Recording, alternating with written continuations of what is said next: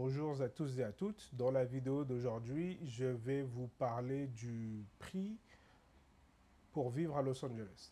Alors, combien ça coûte de vivre à Los Angeles? À Los Angeles, il faut savoir que le prix de l'immobilier est assez élevé. C'est-à-dire qu'en général, un studio ne sera pas en dessous de 2000 $. Donc, on va dire 2000 $ ou, allez, 1009 pour un studio.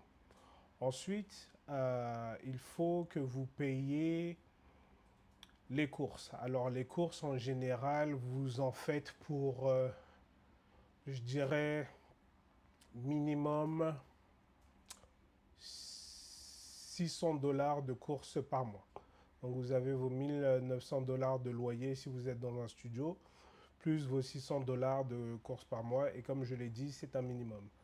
À cela s'ajoute la facture de téléphone. Alors la facture de téléphone, pour les offres illimitées comme il existe en France avec les Bouygues, les SFR, tout ça, pour la même chose ici aux États-Unis, il faut compter à peu près.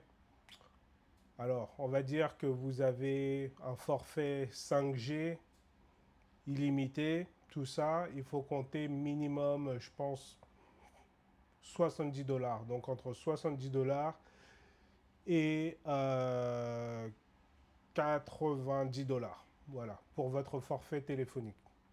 Ensuite, mettons que vous travaillez, alors tout le monde travaille, hein, on me dira, mais mettons que votre travail nécessite que vous ayez un ordinateur et du coup une connexion Internet. Alors pour une connexion Internet, les prix peuvent varier en fonction bien évidemment de la vitesse que vous désirez.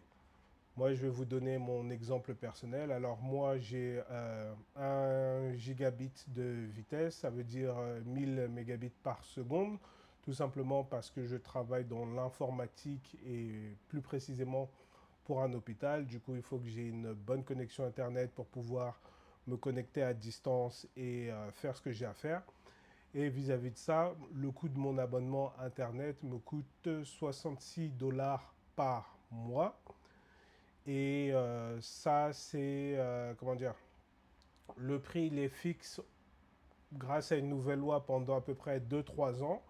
Mais d'ici 2-3 ans, s'ils le décident, ils peuvent augmenter les prix en question. Donc, je pourrais passer peut-être à également 84 $, tout comme mon abonnement téléphonique. Et là, encore une fois, mon abonnement Internet à 66 $, c'est juste Internet. Ça n'inclut pas la télé, le téléphone. C'était quoi les offres triple play? Télé, téléphone, Internet. Voilà. Donc là, c'est juste Internet qui est à 66 $. Ensuite, comme je vous l'ai dit plus tôt, il va falloir être véhiculé. Donc, soit vous avez votre véhicule d'ores et déjà et très bien, soit il va falloir acheter un véhicule ou bien faire du leasing, peu importe votre option. Bon, mettons que ça vous coûte au moins, on va dire, allez, 300 $, 350 $ allez, par mois pour le véhicule. On va dire dans le meilleur des cas. Parce que certains payent leur véhicule 1000 $ par mois, certains payent leur véhicule 600 $ par mois, mais au plus bas, en termes de prix de véhicule, j'ai vu du 257 $ par mois. C'est pas tout le monde qui se retrouve avec voilà, ce genre de prix. Alors, ça va être les gens qui vont acheter, par exemple, des Toyota Prius, parce que les Toyota Prius, elles ont une grande autonomie et, comment dire, en termes d'essence, il y a ce qu'ils appellent the fuel efficiency. Donc, ça veut dire que ça utilise l'essence de manière efficace pour pouvoir faire une plus grande distance sans avoir à remettre de l'essence. Mais bon, la Toyota Prius, c'est pas nécessairement un véhicule qui est visiblement très attrayant. Mais bref, donc on va dire 350 $ pour la voiture. À cela s'ajoute l'assurance pour la voiture et on va dire au moins 200 $ par mois. Et donc en plus de ça, lorsque vous êtes dans un appartement ou dans une maison, il vous faut l'assurance habitation. Alors l'assurance habitation, au moment de la vidéo, j'ai oublié, mais je le mettrai ou dans les commentaires ou bien en edit et je vous dirai ça. À cela s'ajoutent certaines charges. Donc parmi ces charges-là, il peut y avoir le coût de l'électricité. Alors l'électricité pour deux, ça dépend des mois, mais on va dire que je paye entre 105 dollars et 130 dollars. À cela s'ajoute le gaz, parce qu'il faut savoir qu'ici aux États-Unis, la plupart des foyers utilisent le gaz versus l'électricité. Ma facture de gaz, elle n'est pas énorme. Bon, en général, on utilise le gaz juste pour cuisiner à manger. Euh, Généralement plus le repas du soir parce que pendant la journée, on est au travail et du coup, on utilise la cafétéria du boulot. Donc, on n'a pas forcément besoin de cuisiner, on va dire, 2 fois par jour, sauf le week-end.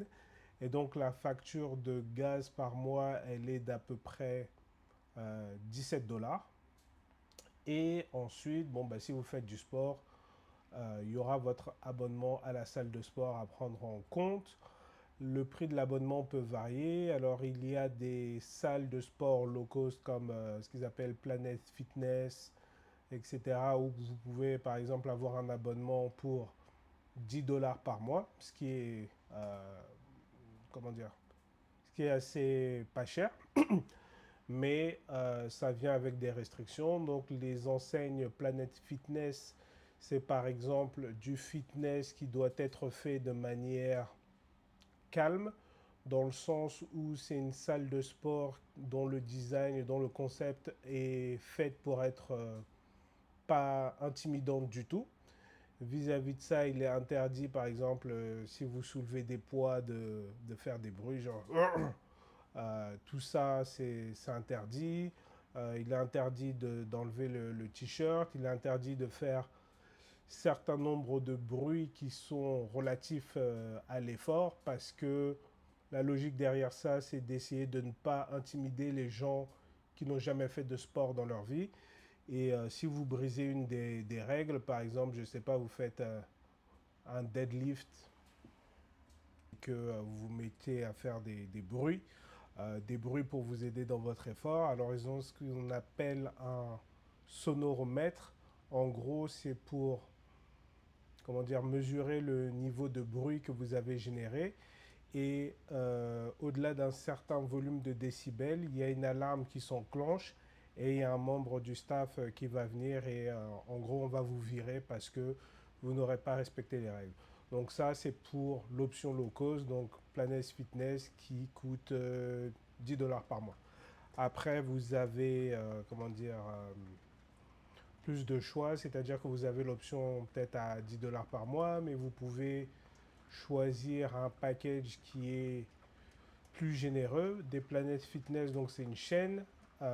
Et puis vous pouvez donc augmenter, par exemple dire bah, je veux avoir accès à tous les planètes fitness, je sais pas, d'Amérique du Nord. Et vis-à-vis de ça, bah, au lieu que ça vous coûte, je sais pas, 10 dollars, bah, ça va vous coûter 20 dollars. Mais si vous vous retrouvez dans un cadre où vous avez des déplacements professionnels dans différents états et tout, eh bien vous pourriez accéder aux planètes fitness de ces différents états. Maintenant, il y a d'autres options. Il y a 24 Hour Fitness, LF Fitness.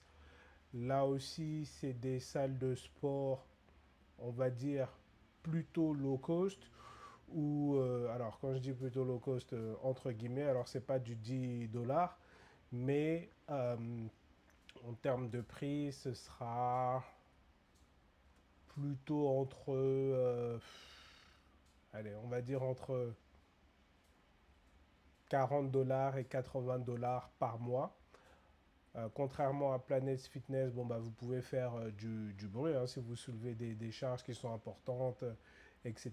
Il n'y a pas ce côté où on cherche à ne pas intimider les autres. Alors bien évidemment, on ne cherche pas à euh, gêner les autres personnes qui pratiqueraient une activité physique, mais avec activité physique dit effort, qui dit effort dit bruit, dit grunt, et donc bon bah c'est normal.